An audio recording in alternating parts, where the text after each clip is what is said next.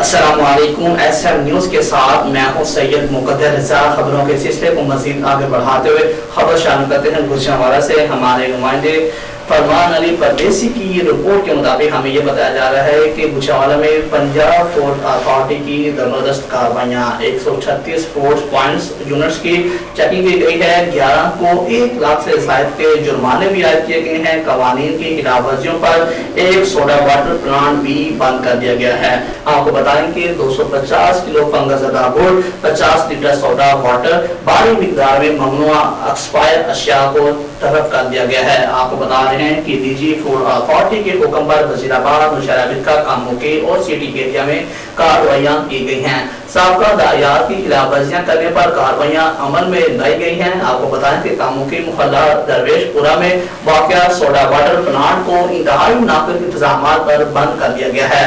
متعدد force points کی معمولی نکاس پر اصلاحی نوٹس بھی جاری کیے گئے ہیں اور پروٹیکشن ایریا میں صفائی کے ناقص انتظامات کیڑے مکوڑے موجود پائے گئے ہیں۔ ضلع بھر میں چھوٹے بڑے پوائنٹس اور یونٹس کی بلا تفریق چیکنگ جاری ہے۔